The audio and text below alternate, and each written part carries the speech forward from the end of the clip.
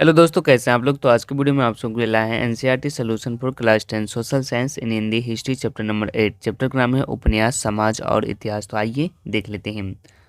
Question क है, इनकी व्याख्या करें। क्वेश्चन है, ब्रिटेन में सामाजिक बदलावों से पाठिकाओं की संख्या में इजाफा हुआ। तो आइए इसका आंसर हम देख लेते हैं। तो इसका आंसर हो जाएगा 18वीं सदी के ब्रिटेन में निम्नलिखित सामाजिक बदलाव आने से महिलाओं पाठकों की संख्या में वृद्धि हुई। तो कौन कौन, आइए देख लेते हैं। पहला है, ब्रिटेन के मध्य वर्गों में और अधिक संपन्नता बढ़ी। परिणाम स्वरूप महिलाओं को उपन्यास पढ़ने और लिखने का अवकाश मिल गया। ओके। दूसरा है, उपन्यास में महिलाओं की समस्या का अनुभवों को उजागर किया जाने लगा। इससे महिला पाठकों की उपन्यास में रुचि बढ़ी तथा वह अधिक संख्या में उपन्यास पढ़ने लगी। तीसरा, बहुत से उपन्यास घरेलू जीवन पर केंद्रित थे। इन्हें पढ़कर महिलाओं को अपने अधिकार के लिए बोलने का अवसर मिल गया। चौथा, जेन ऑस्टिन जैसी कुछ महिलाएं लेखकों ने ऐसा उपन्यास लिखे जिसमें महिलाओं को धनी पुरुषों के साथ विवाह करने के लिए उत्साहित किया जाता था ताकि वे अपार धन संपत्ति की मालकिन बन सके। ऐसे उपन्यास महिलाओं के लिए विशेष आकर्षण का केंद्र बन गए। ओके। नेक्स्ट क्वेश्चन नंबर ख है, रॉबिन्सन क्रूसो के वे कौन से कृत्य है जिसके कारण वह हमें ठेठ उपनिवेशकार दिखलाई देने लगता है। तो इसका आंसर हो जाएगा, रॉबिन्सन क्रूसो अपने निम्नलिखित कृत्यों के कारण हमें एक ठेठ उपनिवेशकार दिखलाई देने लगता है, जिसमें पहला है, वह साहसी यात्रा होने के साथ साथ एक दास व्यापारी भी था। वह एक देशी को मुक्त करवाकर उसे अपना दास बना लेता था। उसका नाम बिना पूछे ही अपनी तरफ से फ्राइडे कर देता था। ओके। दूसरा, वह गोरे गोरे लोगों को बराबर का इंसान नहीं मानता था, वह उन्हें अपने से हीन मानता है। तीसरा, वह गैर गोरों को सभ्य तथा पूर्ण इंसान बनाना अपना कर्तव्य समझता है। नेक्स्ट क्वेश्चन ग है, 1740 के बाद गरीब लोग भी उपन्यास पढ़ने लगे। आइए इसका आंसर हम देख लेते हैं। गरीब लोग काफ़ी समय तक पुस्तकों अथवा उपन्यासों से दूर रहे। इसका कारण था कि उपन्यास काफ़ी महंगे थे। उदाहरण के लिए, हेनरी फील्डिंग का टॉम जोन्स नामक उपन्यास 6 खंडों में प्रकाशित हुआ था। इसके प्रत्येक खंड का मूल्य 3 शिलिंग था। यह एक औसत मजदूर की सप्ताह भर की कमाई के बराबर था। परंतु 1740 में किराए पर चलने वाले पुस्तकालयों की स्थापना की गई। ये पुस्तकालय लोगों को थोड़े से किराए पर पुस्तकें उपलब्ध कराते थे ताकि इसके अतिरिक्त तकनीकी सुधार से छपाई के खर्चे में कमी आई और से उपन्यास सस्ते हो गए। फलस्वरूप गरीब लोग भी उपन्यास पढ़ने लगे। अधिकतर उपन्यास में वर्णित संसार उन्हें अपने जैसा ही लगा। इसके कारण उपन्यास पढ़ने में रुचि और अधिक बढ़ गई। ओके। इसके बाद क्वेश्चन घ है, उपनिवेशिक भारत के उपन्यासकार एक राजनीतिक उपदेश के लिए लिख रहे थे, कारण बताइए। तो उपनिवेशिक भारत के उपन्यासकार वास्तव में ही एक राजनीतिक उपदेश के लिए लिख रहे थे। यह बात निम्नलिखित तथ्यों से स्पष्ट हो जाएगी, जिसमें पहला तथ्य है, वे अपने उपन्यास में भारत के प्राचीन काल का गौरवमय चित्रण करते थे।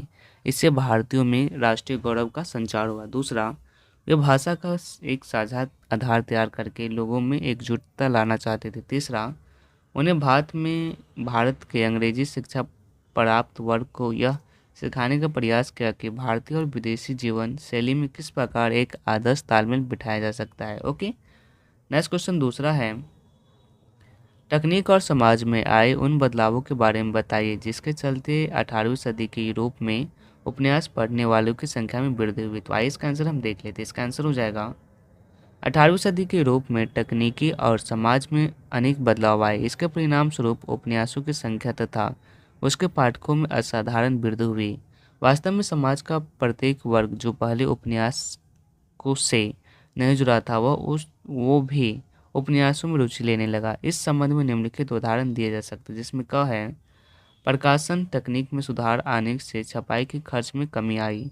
खर्च में कटौती के कारण तथा मार्केटिंग के नए तरीकों से किताबों की बिक्री बढ़ने लगी। ख है, 1740 में किराए वाले पुस्तकालय की स्थापना होने के बाद गरीबों के लिए पढ़ने के लिए किताबें लेना और सुलभ हो गया। घ है, औद्योगिक क्रांति के कारण यूरोप में मध्य वर्ग का विकास होने से उपन्यास के पाठकों के एक नए वर्ग का जन्म हुआ। घ है, लिखने की शैली में बदलाव आने से भी उपन्यास पढ़ने वालों के पाठकों की रुचि में बदलाव आने लगा। यह बदलाव पाठकों की संख्या बढ़ाने में महत्वपूर्ण साबित हुए।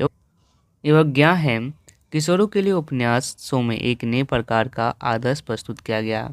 वह बहुत ही शक्तिशाली और साहसी था। उसके विचार स्वतंत्र तथा दृढ़ थे। ऐसे उपन्यासों की घटनाओं जोश और साहसिक कारनामों से भरी होती थी। इन उपन्यासों से अपनी और बड़ी संख्या में किशोरों को आकर्षित किया। ये स्वयं को इस कारनामों के नायक के रूप में देखने लगे। फलस्वरूप वे उपन्यासकार के नियमित पाठक बन गए। ओके, नेक्स्ट क्वेश्चन है निम्नलिखित पर टिप्पणी करना है, जिसमें है उड़िया उपन्यास, ख है जेन ऑस्टिन द्वारा औरतों का चित्रण, ग है उपन्यास परीक्षा, गुरु में दर्शाई गई नए मध्य वर्ग की तस्वीर। तो सबसे पहले हम देखते हैं उड़िया उपन्यास। क रामशंकर राय का सौदामिनी पहला उड़िया उपन्यास था। इस उपन्यास का 1877 से 78 में धारावाहिक प्रकाशन आरंभ हुआ, परंतु यह उपन्यास पूरा नहीं हो पाया। इसके बाद उड़िया भाषा में फकीर मोहन सेनापति ने 6 मानो आठों गूंदों नामक उपन्यास 1902 में लिखा। इसका शाब्दिक अर्थ है 6 एकड़ और 32 गड्ढे जमीन। इस उपन्यास में एक नई धारा को जन्म दिया, जिसका संबंध जमीन तथा उस पर अधिकार के प्रश्न से था। इस उपन्यास में रामचंद्र मंगराज नामक एक व्यक्ति की कहानी दी गई है। वह एक जमींदार की मैनेजर की नौकरी करता है। यह मैनेजर आलसी और शराबी है और अपने मालिक को ठगता रहता है। वह एक निसंतान बुनकर दंपति भगिया तथा सरिया की उपजाऊ जमीन को हथियाने की ताक में रहता है, परंतु मंगराज इस दंपति को ऋण देकर दबा लेता है ताकि उसकी जमीन उसे मिल जाए।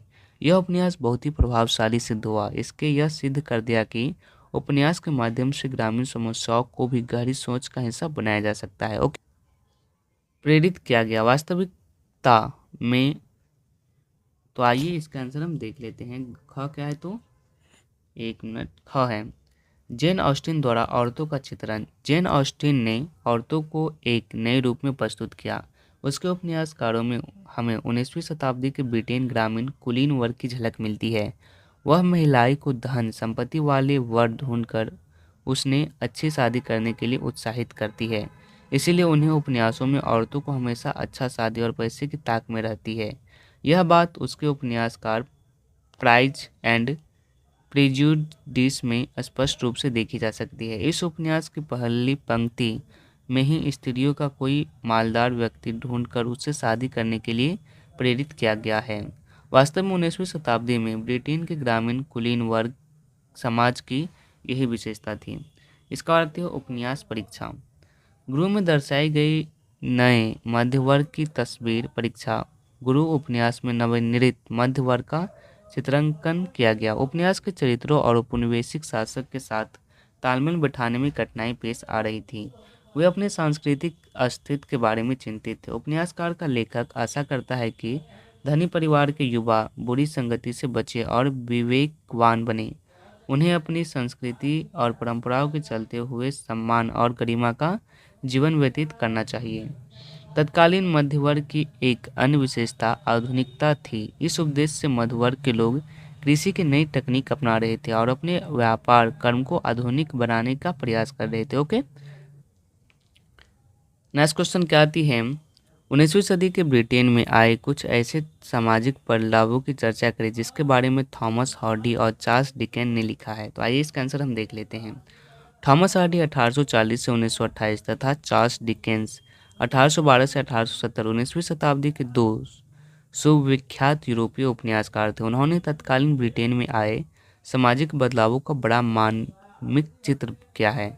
तो थॉमस हार्डी, आइए देख लेते हैं। थॉमस हार्डी के उपन्यास से पता चलता है कि इंग्लैंड से देहाती समुदाय तेजी से गायब होते जा रहे। ख बड़े बड़े किसानों ने अपनी जमीनों को बाड़ा बंद कर लिया है। वे मशीनों पर मजदूर लगाकर बाजार के लिए उत्पाद करने लगे थे। इस बदलाव के बारे में हमें पता है कि उपन्यासकार मेयर ऑफ क्रेस्टविज से चलता है। ग प्राचीन ग्रामीण व्यवस्था का अपनापन अब नहीं दिखलाई देता था। चार्ल्स डिकेंस को निम्नलिखित बदलावों के बारे में लिखा। तो आइए देख लेते हैं। ये चार्ल्स डिकेंस है, इसने क्या क्या लिखा इसे देखते हैं। डिकेंस के उपन्यास हार्ड टाइम्स से ब्रिटेन पर औद्योगिकरण के दुष्प्रभाव का पता चलता है। शहर में मशीनों की भरमार थी। कारखानों की चिमनियां लगातार धुआं उगलती रहती थी। प्रदूषण के कारण नदियां और मकान काले पड़ गए थे। मजदूरों के हाथ की संज्ञा दी जाती थी। मशीन चलाने के लिए सिवाय उसका कोई अस्तित्व नहीं था। लोगों में लालच बढ़ता जा रहा था। इंसानों को केवल उत्पादक का औजार माना जाता था। एवं दूसरा ख है, डिकेंस ने अपने उपन्यास ओलिवर ट्विस्ट में ब्रिटेन के शहरी जीवन की दुर्दशा का चित्रण किया है। उसके अनुसार औद्योगिकरण के दौर में ब्रिटेन में चारों ओर भूख तथा अपराधों का बोलबाला था। शहर में भिखारियों की संख्या भी बहुत अधिक थी। नेक्स्ट क्वेश्चन है, 19वीं सदी के यूरोप और भारत दोनों जगह उपन्यास पढ़ने औरत के बारे में जो चिंता पैदा हुई उसे संक्षिप्त में लिखे। इन चिंताओं के बारे में क्या पता चलता है कि उस समय औरतों को किस तरह देखा जाता था। तो आइए इसका आंसर हम देख लेते हैं। 19वीं सदी में भारत तथा यूरोप दोनों जगह उपन्यास पढ़ने वाली औरतें रूढ़िवादी लोगों के लिए चिंता का विषय बन गई। उनका मानना था कि उपन्यासों की कहानियाँ काल्पनिक होती है। इसके द्वारा औरतों और विशेषकर किशोर तथा युवा लड़कियों को आसानी से बहकाया जा सकता है। अतः वे अब पत्नी तथा माँ की परंपरागत भूमिका की अवहेलना करने लगेगी, जिससे घर परिवार अस्त व्यस्त हो जाएंगे। 1927 में प्रकाशित एक तमीम लेख में औरतों को उपन्यास को छूने तक का मना किया गया। इसमें कहा गया है कि उपन्यास पढ़ने से उसका जीवन नष्ट हो जाएगा और उन्हें बीमारियां घेर लेंगी। उसके भाई, रिश्तेदार तथा आसपास के लोग उससे घृणा करने लगेंगे। उन्हें माँ बनना है। परमात्मा ने उसे इसी महान उपदेश के पूरा करने के लिए जन्म दिया है। औरतों के प्रति इस चिंताओं से पता चलता है कि उस समय अधिकांश पुरुष उपन्यास पढ़ने वाली महिलाओं को शक की नज़र से देखते थे। इन पुरुषों में किसी एक समुदाय के नहीं बल्कि सभी समुदाय के लोग शामिल थे। महिलाओं को उपन्यास पढ़ने से रोकने के लिए उन पर कड़ी नज़र रखते थे। कुछ पत्र पत्रिकाओं ने भी लिख लिखकर लोगों, विशेषकर लड़कियों तथा महिलाओं से अपील की कि वे उपन्यासकार के नैतिक दुष्प्रभाव से बचें। नेक्स्ट टाइम, औपनिवेशिक भारत में उपन्यास किस प्रकार औपनिवेशिककारों और राष्ट्रवादियों दोनों के लिए लाभदायक था। तो आइए इसका आंसर हम देख लेते हैं। इसमें कोई संदेश नहीं है कि औपनिवेशिक भारत में उपन्यासकार उपनिवेशकारों और राष्ट्रवादियों दोनों के लिए ही लाभदायक, जिसमें क है उपनिवेशकार को लाभ, ख तो आइए देख लेते हैं क्या लाभ है। उपन्यासों द्वारा औपनिवेशिक शासकों को भारत के जनजीवन तथा रीति रिवाजों को जानने तथा समझने का अवसर मिला। भारत के विभिन्न जातियों तथा समुदायों पर शासन करने के लिए इस प्रकार की जानकारी उसके लिए बहुत उपयोगी सिद्ध हुई।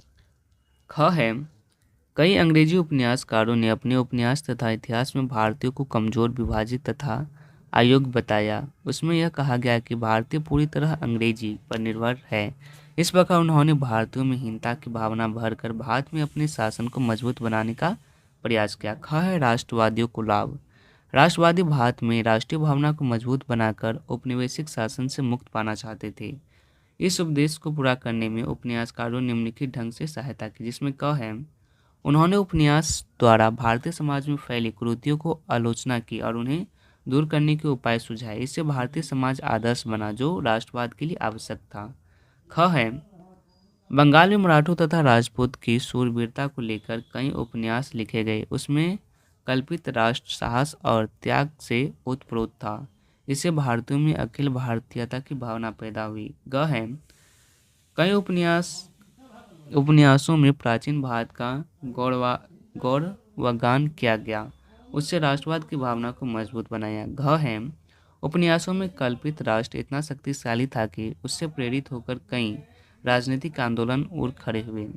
बंकिम चंद्र का आनंद मठ इस प्रकार का उपन्यास था। इस एक उपन्यास ने तरह तरह के स्वतंत्रता सेनानियों को प्रेरित किया। ज्ञा है, उपन्यासों में औपनिवेशिक शासक तथा नौकरशाही के दमन चक्र को उजागर किया। इस बात ने पीड़ित भारतीयों को जनता को अंग्रेजी शासक के विरुद्ध एकजुट किया। फलस्वरूप भावी राष्ट्रीय आंदोलन का एक व्यापक जन आंदोलन बन सका। च है, उपन्यासों ने राष्ट्रवादियों के विचारों को भारत के कोने कोने में फैलने में सहायता की। तो आज के वीडियो में बस इतना ही। वीडियो पसंद आया तो लाइक कीजिएगा, चैनल को सब्सक्राइब जरूर कीजिएगा। यह वीडियो देखने के लिए आप सभी का बहुत बहुत धन्यवाद।